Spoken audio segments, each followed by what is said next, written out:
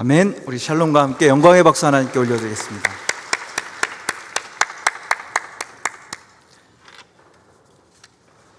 귀한 찬양 감사드립니다. 그리고 이 앞을 가득 메우고 또 열정적으로 찬양해준 하비 찬양단의 귀한 찬양에도 감사드립니다. 지난주일 저는 교회라는 제목으로 번역된 책 한 권을 읽었습니다. 영국 성공의 옥스퍼드 교구 주교였던 존 프리처드 신부가 쓴 책입니다. 근데 이 책의 원제가요, 교회가 아니라 Why go to church입니다. Why go to church. 저보고 번역했으면 왜 교회 가? 이렇게 번역을 했을 것 같아요. 자, 여러분들에게도 한번 묻고 싶습니다. 왜 교회를 가냐고 물으면 여러분 뭐라고 답을 하시겠습니까? 제가 물어보니까 왜 나한테 물어봐? 이런 표정으로 보고 있는 것 같아요. 우리 하비 감사합니다. 왜 교회에 갈까요? 이 책에서 저에게 아주 흥미로웠던 부분은 이 책의 앞부분이었습니다. 그 앞부분에 사람들이 왜 교회에 가지 않는지 그 이유를 굉장히 흥미롭게 분석해 놓았습니다. 저자는 사람들이 교회에 가지 않는 이유를 8가지로 분석했습니다. 근데 그 가운데 7번째 이유가 이렇습니다. 교인들은 내가 좋아하지 않는 부류의 사람들이다. 교인들은 내가 좋아하는 부류의 사람들이 아니라는 겁니다. 저자는 영국의 작가이자 저널리스트인 한 사람의 말을 인용합니다. 교회에 다니는 사람들은 내가 절대로 만나고 싶지 않은 부류의 사람들이다. 윌리엄 라이스라는 저널리스트의 글입니다. 하나님은 믿지만 교회에 다닌다면서 이렇게 자칭 하나님을 믿는다라고 하는 그런 신실한 척하는 사람들의 모습을 보면 교회 가고 싶은 마음이 싹 사라진다는 것입니다. 자, 혹시 여러분 주변에도 이런 사람 있나요? 성경도 읽고 보니까 우리 주변에 있는 친구인데 하나님을 잘 믿고 기도도 하는 것 같아요. 하지만 교회에 다니는 사람들이 싫어서 그래서 교회에 나가지 않는 사람들 있지 않을까 그런 생각을 해봅니다. 최근 몇 달 동안 우리나라의 수도 한복판에는 태극기와 성조기와 십자가가 공존하는 대단히 주목할 만한 그런 집회들이 있었습니다. 왜 태극기를 들고 나올까? 그것도 조금 의아할 수 있는데요, 거기에 미국 국기가 가세를 합니다. 그리고 십자가가, 그것도 대형 십자가가 등장하고요, 예수님의 모습이 그려져 있는 성화도 여기저기에서 볼 수 있습니다. 보고 싶으시면 지금이라도 시청 앞에 가시면은 잘 볼 수 있습니다. 급기야 거기다가 이스라엘 국기까지 이렇게 출연하는 거예요. 이렇게 태극기, 성조기, 십자가, 이스라엘 국기. 야, 그래서 그걸 보면서 그런가 보다 하고 지나가는 사람들도 있지만 좀 황당해하는 사람들도 있는 것 같습니다. 누가 여러분들에게 그 모습을 보면서 야, 교회 다니는 사람들 다 저러냐? 이렇게 묻는다면 여러분들은 아니라고 대답을 하겠죠. 그렇지만 굉장히 좀 난감할 겁니다. 그 컨비네이션을 어떻게 설명해야 될까요? 여기에는 역사적으로 상당히 긴 설명이 필요한 부분입니다. 어쨌든 확실한 것은 거기에서 있는 분들하고 광장에서 마주친다라는 것은 그렇게 유쾌한 일이 아닐 것 같다는 생각입니다. 가능하면 그런 분들하고는 마주치고 싶지 않습니다. 그런데 그런 분들이요, 교회 안에 있습니다. 거기에 나와 있는 분들 중에 상당수가 이른바 크리스찬들이죠. 그리고 우리 교회에도 그런 분들이 있습니다. 자, 그런데 이런 표면적인 갈등만 있는 것이 아니에요. 교회 안에는 정치적으로 어떤 서로 다른 입장을 가진 사람들이 있기 때문에 생기는 갈등만 있는 것이 아닙니다. 여러분, 어제부터 캄보디아 단기 선교 학교가 시작됐거든요. 단기 선교에 나서면서 이것도 정말 쉬운 일이 아니구나라고 생각을 하죠. 그러면서 동시에 그렇다면 거기서 10년, 20년, 30년 동안 사역하시는 장기 선교사님들, 거기서 붙박이로 선교하시는 분들은 얼마나 힘들까, 그런 생각을 해봅니다. 그런데 얼마 전 저는 어느 목사님이 쓴 책을 읽다가 깜짝 놀라면서 공감한 부분이 있습니다. 그분이 이렇게 얘기합니다. 선교사들이 선교지에서 소모하는 에너지의 약 90%가 인간관계, 갈등 해결하는 데 쓰인다는 겁니다. 선교 사역에 쏟아야 할 에너지의 대부분이 주변과의 갈등으로 인해서 소모되고 있다는 겁니다. 여러분, 선교사들이 어떤 사람들입니까? 신앙적으로 정말 잘 훈련된 사람들입니다. 근데 그런 분들이 외국에 나가서 선교 활동을 하는데요, 같은 한국인 선교사들과의 관계, 그리고 선교팀을 이루어서 함께 일하고 있는 그 스태프들과의 관계, 이런 인간관계들이 선교사로서 일하는데 가장 힘든, 진을 다 빼놓는 일이 된다는 겁니다. 한국에서 후원하는 교회들한테 편지를 쓰면서 선교할 때 이런 어려움들이 있습니다라고 쓸 때 그런 얘기 쓸 수 있겠어요? A 선교사가 나를 힘들게 해서 정말 괴로워요, 이런 얘기 쓸 수 없죠. 그러니까 소가리를 하는 겁니다. 정말 힘든 얘기는 못할 수가 있는 것이죠. 그래서 다른 것 때문에 힘들어서가 아니라 같이 일하는 사람들이 힘들어서 선교 활동을 그만두는 그런 일도 종종 있다고 합니다. 자, 이제 여러분, 우리 교회 공동체를 한번 살펴보시기를 바랍니다. 교회 다니는 사람들을 성도라고 부릅니다. 근데 성도라는 말은요, 영어의 saint의 번역어입니다. saint. 여러분들이 성도예요. saint, 성자입니다. 여러분, 옆에 있는 사람들이 성자라는 뜻이에요. 옆에 있는 사람 한번 보십시오. 성자처럼 생겼습니까? 왜? 민망하시죠? 네, 그럴 것 같아요. 근데 여러분, 이 앞에 있는 저를 봐도 그렇게 성자처럼 생기지 않은 것을 알 수 있습니다. 우리는 성자가 아니에요. 그런데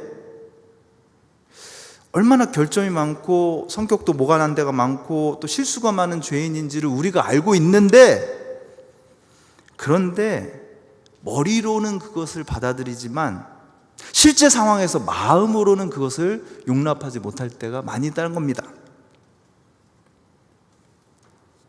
특히 다른 사람의 그런 문제가 나를 힘들게 합니다. 처음에는 이렇게 생각합니다. 저 사람 참 특이한데? 그 다음에 이렇게 생각합니다. 내 스타일은 아니야. 그 다음에 이렇게 생각합니다. 왜 저래? 그 다음에 안 봐. 마지막으로는 내가 안 나가고 만다. 이런 순서를 밟는 거죠. 이런 일이 많이 있습니다. 사실 자기도 좋은 인간이 아니라는 거 알고 있어요. 하지만 저 사람처럼 그 정도로 한심하지는 않다라고 생각합니다. 학교, 직장 얘기가 아니에요. 교회에서 일어난 일들 얘기하고 있는 겁니다. 자, 그런데요, 이런 모습이 요즘 우리나라 교회만의 문제가 아니었다는 겁니다. 그 옛날 갈라디아 교회에도 심각한 갈등이 생겨났는데, 그 갈등의 핵심이 뭐냐? 일부 교인들이 저 사람들은 우리랑 좀 스타일이 달라 라고 생각하기 시작했습니다. 저 사람들은 같이 갈라디아 교회 안에 있지만 조금 수준이 떨어지는 것 같아. 나랑은 다른 유형의 그리스도인인 것 같아. 그러면서 그 사람들이 눈에 띄는 어떤 잘못을 행했을 때 그들을 판단하고 뒤에서 수근거리기 시작합니다. 왜 저래? 진짜 핵노잼, 네스다라님, 그러면서 뒷담화를 합니다. 아유, 우리는 믿어도 저런 식으로는 안 믿어. 교인이 어떻게 저런 짓을 할 수가 있어? 심지어 그렇게 내가 못마땅해 하는 그 사람이 눈에 띄는, 그것도 범죄 수준의 큰 잘못을 저질렀습니다. 소문은 빨리 돌았습니다. 사람들은 술렁이었습니다. 그 잘못을 저지른 사람을 보면서 겉으로 속으로 화를 내기 시작했습니다. 뭐라고 쏘아붙이고 싶었습니다. 그런 분위기 속에 있는 갈라디아 교회 교인들을 향해서 바울은 이렇게 얘기합니다. 너희는 온유한 심령으로 그러한 자를 바로잡고 너 자신을 살펴보아 너도 시험을 받을까 두려워하라. 오늘 본문 갈라디아서 6장 1절입니다. 여러분, 온유한 심령이라고 하는 말은 부드러운 영이라는 뜻입니다. 여러분, 하나님께서 여러분을 이 땅에 내실 때 여러분들 안에 부드러운 영을 주셨습니다. 많이 팍팍해지고 거칠어지고 그리고 좀 싸늘해져 있지만 여러분들 안에는 하나님께서 주신 근원적인 부드러운 영이 있습니다. 하나님께서 주신 그 부드러운 숨결로 다른 사람을 대하는 겁니다. 누구? 내가 미워하는 사람, 내가 우리 교회 공동체 안에서 제일 싫어해, 나 저 사람 때문에 참 힘들어 라고 생각하는 그 사람을 부드러운 숨결, 하나님께서 우리에게 주신 온유한 심령으로 대하라고 이야기합니다. 내가 참을 수 없어 하는 사람 있잖아요. 떠오르는 사람 있습니까? 저요? 박전도사님이요? 그 참을 수 없어 하는 사람, 정말 힘들다 하는 그 사람을 온유한 심령으로 대하라는 겁니다. 자, 그리고 그 사람을 바로잡아 주라고 얘기합니다. 여러분, 여기서 바로잡다라는 말 오해해서는 안 됩니다. 내가 너를 바로잡아 주겠어 이러면서 바로주려는 그런 그 뜨거운 열망을 가진 사람 때문에 힘들어 본 경험 많이 있으시죠? 자, 이 바로잡다라는 말은 내가 오르니까 그 오름의 기초에서 너의 잘못을 고쳐주겠다 이런 자세가 아닙니다. 헬라어로 카타르티조라고 하는 이 말은 원래의 상태로 회복시켜주다 라는 뜻입니다. 원래의 상태로 회복시켜주는 거예요. 그 사람이 가지고 있는 가장 진실되고 정직하고 또 훌륭한 모습이 될 수 있도록 회복시켜주는 것을 이 바로잡다라는 말로 쓰고 있는 것입니다. 지금 내가 너무나도 경멸하고 무시하는 그런 모습으로 있을 수밖에 없는 그 사람의 약함을 봐내는 겁니다. 제가 자주 얘기합니다. 하는 말인데요, 사람은 악한 게 아니라 약하다. 그 약함을 꿰뚫어보고 그가 회복될 수 있을 때까지 음으로 양으로 도와주는 것을 바로 이 바로잡다라는 말로 말하고 있는 것입니다. 여러분, 그런데 그게 얼마나 힘든 일입니까? 보기도 싫은 사람인데요, 그 사람을 몇 년 동안 잘 지켜보면서 그 사람의 안에 있는 가장 선한 것이 드러나도록 한다? 이거 참 쉽지 않은 일입니다. 바로 그렇기 때문에 그 다음에 나오는 말이 중요합니다. 너도 너 자신을 살펴보아 너도 시험을 받을까 두려워하라. 무슨 말입니까? 너도 똑같은 모습일 수 있다. 너도 똑같은 잘못을 저지를 수 있고, 너도 누군가의 눈에는 똑같이 한심하고 똑같이 다른 사람에 대한 배려가 없고 막대먹은 말을 하고 다른 사람을 힘들게 만드는 사람일 수 있다는 겁니다. 두려운 일입니다. 여러분, 굉장히 싫어하는 사람 떠올려 보세요. 근데 그 싫어하는 사람 안에는 뭔가 나와 닮은 그런 것이 있습니다. 그러니까 그렇게 지독하게 싫어하는 거예요. 똑같은 약함과 어리석음에 빠질 수밖에 없는 나, 그리고 너님, 보면서 회복을 위해 노력하는 모습이 중요합니다. 그런 사람들을 바울이 뭐라고 부르는지 아십니까? 1절 중간에 있는 표현인데요, 바로 신령한 너희는 이란 말입니다. 여러분, 신령한 사람 하면 어떤 사람이 떠오르십니까? 우리 청년부 중에는 누가 신령한 것 같아요? 양태석 속장님? 네, 뭐 그럴 수 있을 것 같습니다. 자, 그런데 신령하다 하면은요, 우리는 흔히 혼자서 오래 기도하고, 혼자서 성경 많이 읽고, 혼자서 찬양 많이 듣고 많이 부르고, 혼자서 헌금 많이 하고, 혼자서 봉사 열심히 하는 사람이 신령한 사람이다, 그렇게 생각합니다. 아닙니다. 바울이 생각하는 신령한 사람은 다른 사람이에요. 혼자서는 그렇게 신령하고 신실하게 종교 생활을 하는 것처럼 하면서도 자꾸만 다른 사람의 허점이 보여요. 그 허점을 들추어냅니다. 다른 사람들한테 말하지 않고서는 배길 수가 없어요. 나와 그 사람을 분리시키는 사람. 아유, 나는 저런 인간은 아니야. 그런 사람들은 신령한 사람이 아닙니다. 그럼 차라리 신령한 사람 안 될게요.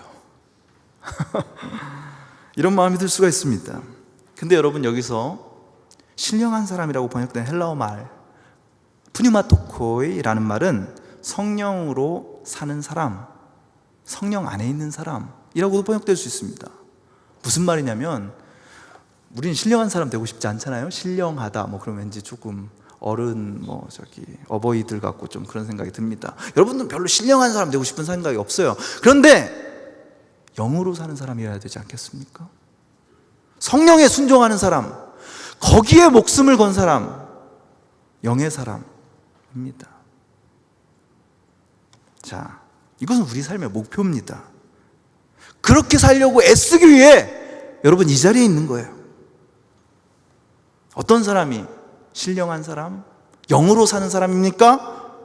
내가 받아들일 수 없을 것 같았던 사람을 온유한 영으로,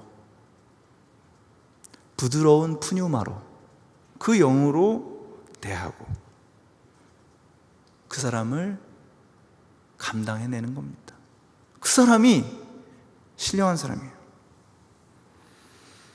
그렇다고 그냥 에휴, 어떻게 하든 내버려 두자, 이거 아닙니다. 그러면 속병 생겨요. 큰일 납니다. 바로 잡아줘야 되는데, 나도 그 사람처럼 똑같이 한심한 사람이라는 사실, 나도 미련하고 약한 존재라는 사실을 인정하면서 함께 회복을 위해서 노력하는 모습.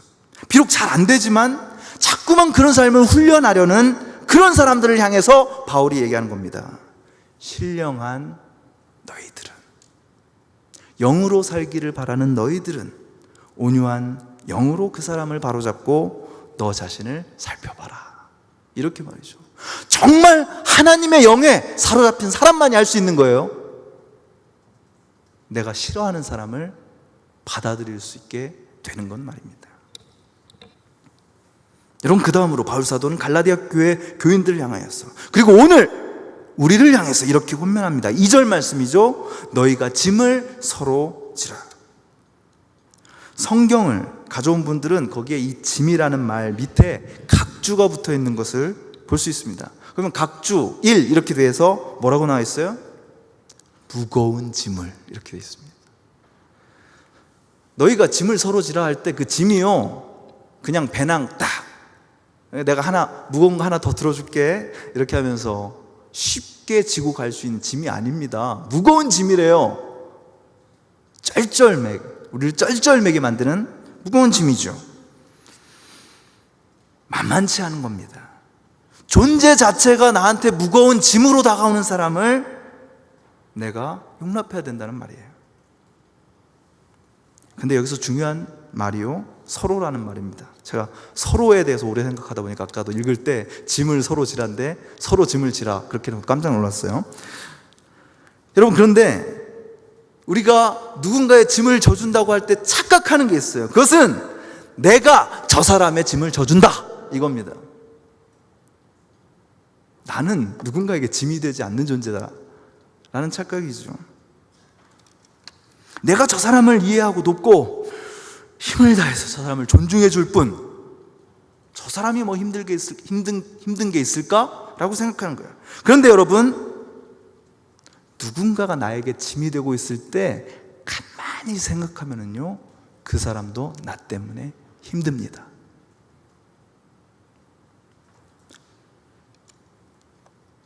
저 사람이 나에게 짐일 뿐만 아니라 나도 저 사람에게 짐인 거예요. 그냥 있는 게 짐이에요. 뭐 특별한 잘못을 해서가 아니라 내가 힘든 만큼 저 사람도 나 때문에 힘들어할 수 있다는 겁니다. 누군가를 용납하는 일, 저 사람을 내가 원하는 모습이 아니라 있는 그대로의 모습으로 받아들이는 일은 정말 힘든 일입니다. 그래서 내가 혼자서 저 사람 짐을 다 지고 가는 것 같아요. 천만의 말씀, 만만의 콩떡입니다. 그 일을 하면서 동시에 그 사람이 나의 짐을 지고 있는 거예요.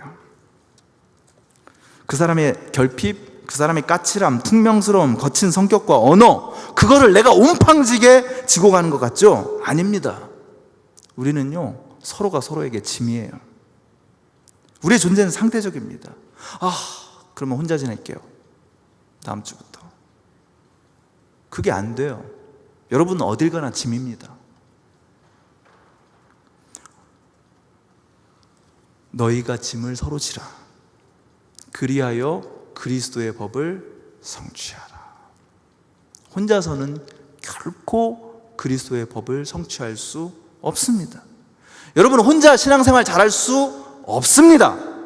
여러분 혼자 신령한 사람 될 수 없습니다. 예수님의 그리고 바울 사도를 통한 하나님의 명령입니다. 여러분들이 하고 안 하고 선택할 수 있는 일이 아니에요. 예수님께서 보여주신 생명의 법, 그것은 자기를 내어주고 다른 사람을 섬기는 법입니다. 그거 정말 못하겠는데요. 다른 봉사는 다 할 수 있는데 그건 정말 못하겠는데요. 바로 그거예요.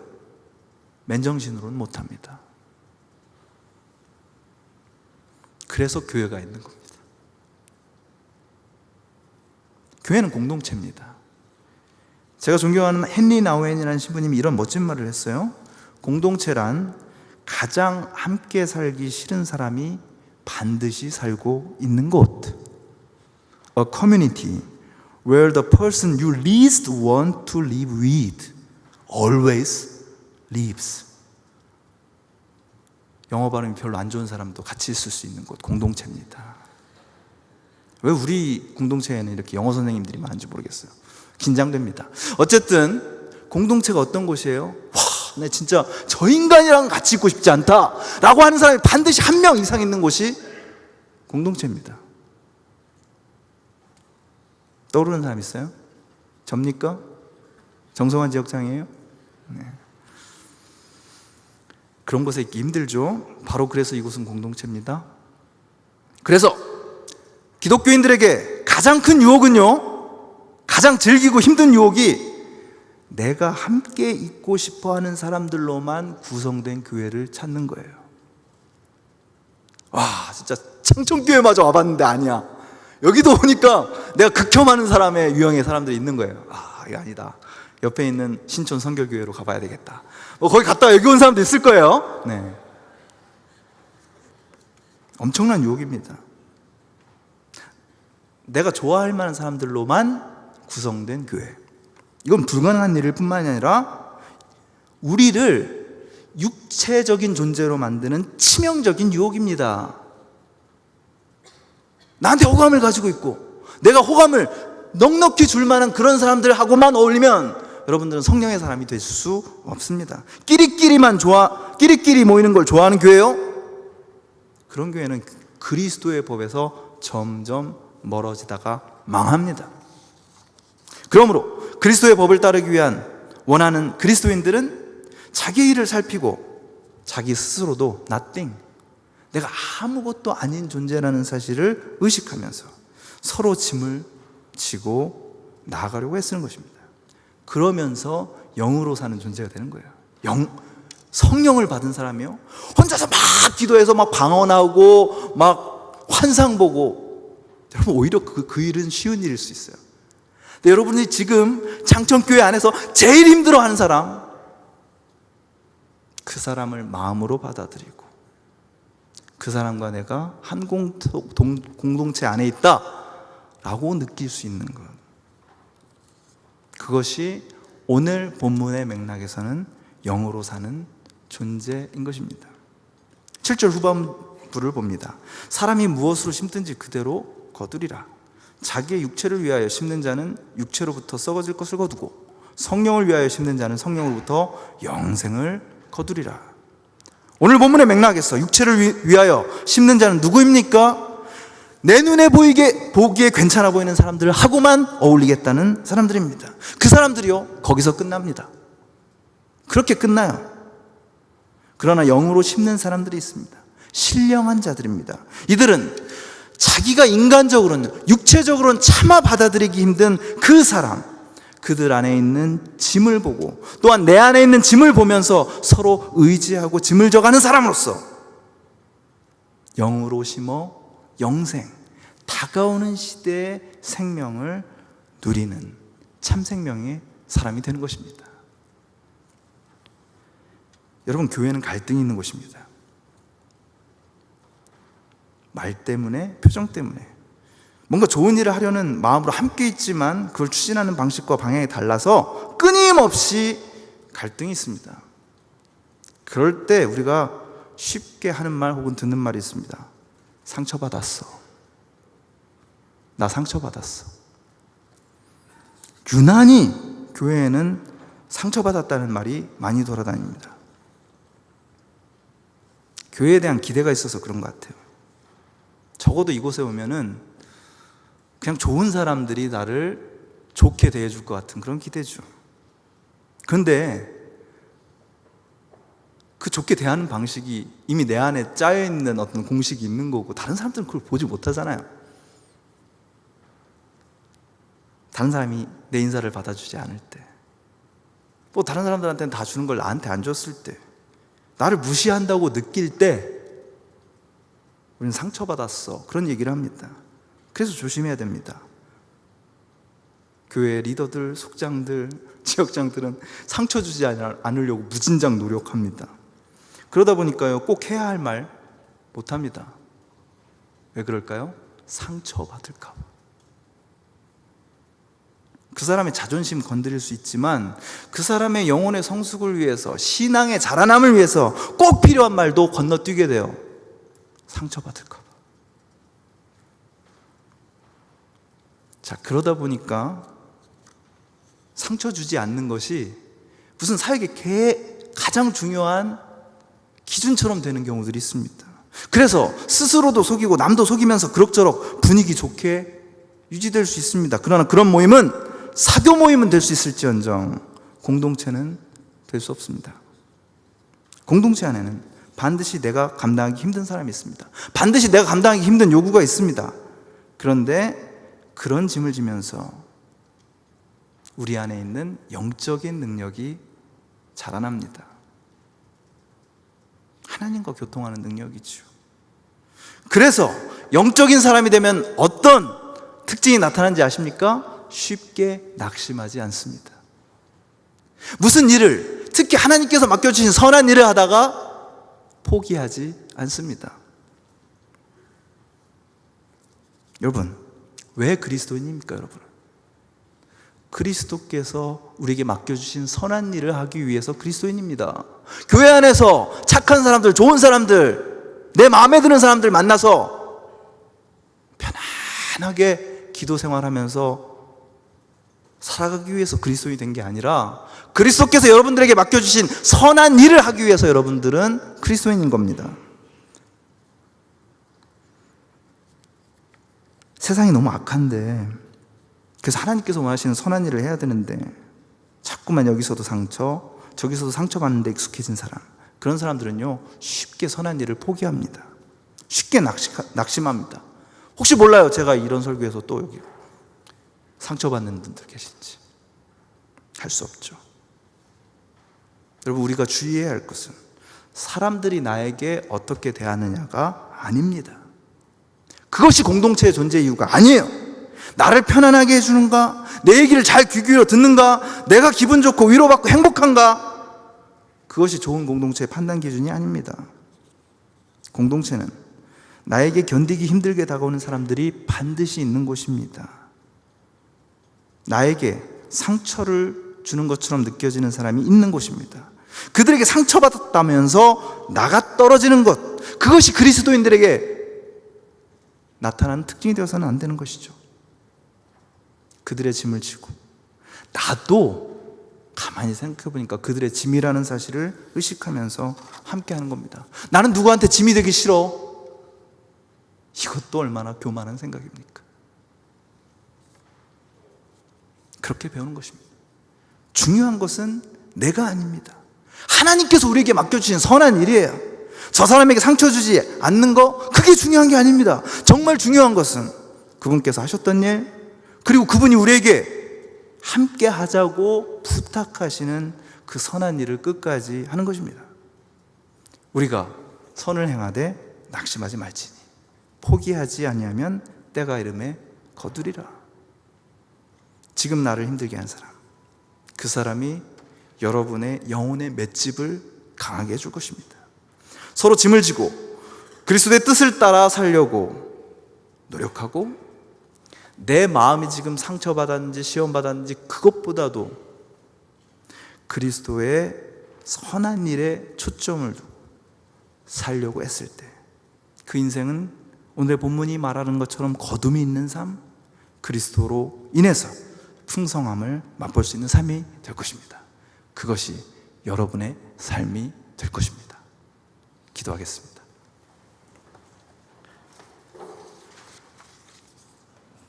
하나님,